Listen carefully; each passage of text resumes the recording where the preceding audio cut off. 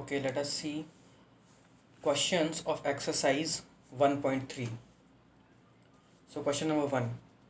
Make correct statements by filling in the symbols subset or not a subset in the blank spaces. So first क्या है 2 3 4 1 2 3 4 5 subset होगा या नहीं होगा.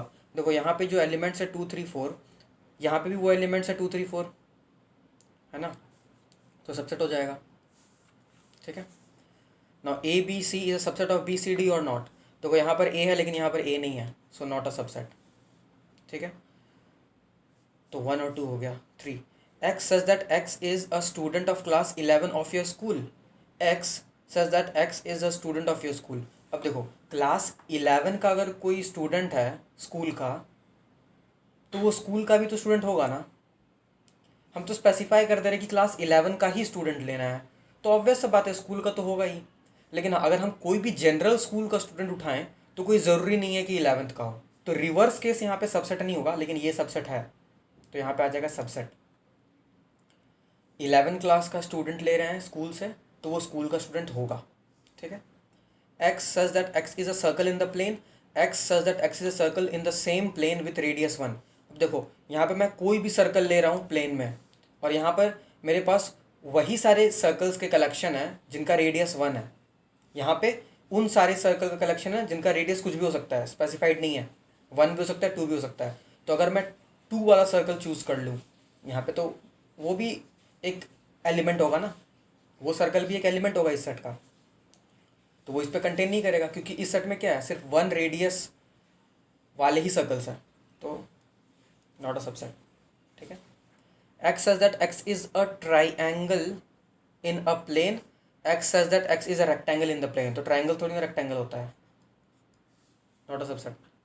X such that x is an equilateral triangle in a plane. X such that x is a triangle in the same plane. बिल्कुल सही है. Equilateral triangles तो होते हैं ना, तो सबसेट हो जाएगा. X such that x is N even natural number. X such that x is N integer. तो इवन नेचुरल नंबर जो होते हैं वो तो कंटेन्ड होते हैं ना इंटीजर्स में. इंटीजर्स तो इवन भी होते हैं, ऑड भी होते हैं, पॉजिटिव मतलब नेचुरल नंबर्स तो होते ही है, और नेगेटिव भी होते हैं, तो कंटेन करिए ये इस पे, तो सबसेट हो गया.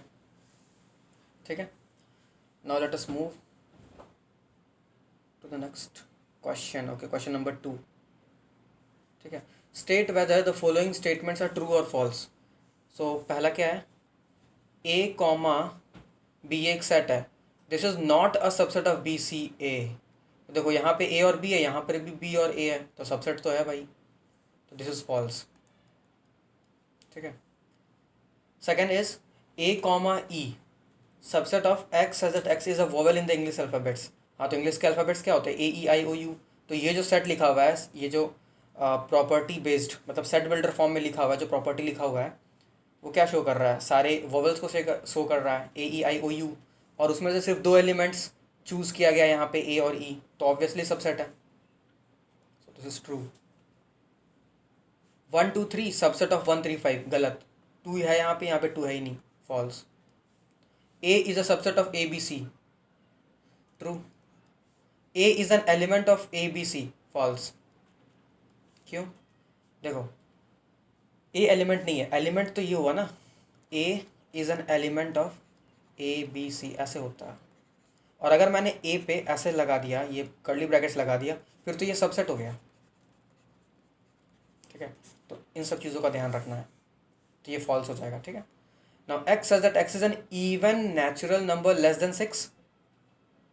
Even natural number less than 6 क्या क्या होता है, नेचुरल नंबर लेना है, 1 नहीं ले सकते हैं, 2 होगा, तो 2 और 4 होगा. लेस देन 6 बोल रहा है तो 6 भी नहीं ले सकते हैं, तो ये क्या है, ये 2 और 4 है. सबसेट ऑफ क्या बोल रहा है, x such that x is a natural number which divides 36. 36 को कौन कौन से नेचुरल नंबर डिवाइड करते हैं, 1 2 3 4 6 सो ऑन. बाकी के देखने ही नहीं हमें. देखो 2 और 4 तो आ गया ना, 2 और 4 है ही, तो ट्रू हो गया. ठीक है. Now question number 3. Let A is equal to 1 2. देखो अब यहाँ पे 1 एक एलिमेंट है, 2 एक एलिमेंट है, और 3 4 ये भी एक एलिमेंट है. फिर 5. Which of the following statements are incorrect and Y.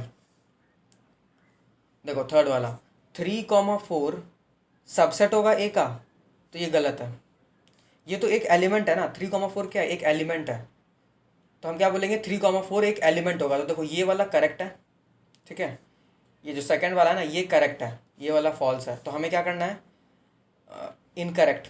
तो ठीक है, ये वाला इनकरेक्ट हो गया, ये वाला करेक्ट हो गया, ठीक है।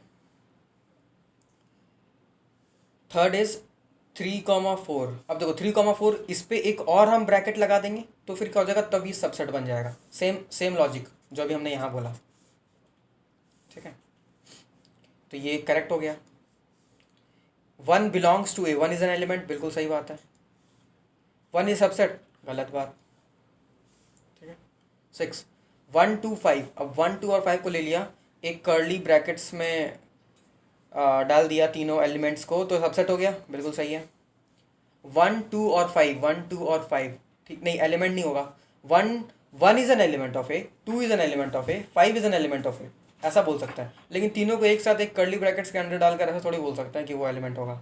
ये तो अभी हमने किया ना यहाँ पे, ये सब सेट होगा, सबसेट होगा, तो ये फॉल्स, इनकरेक्ट, ठीक है।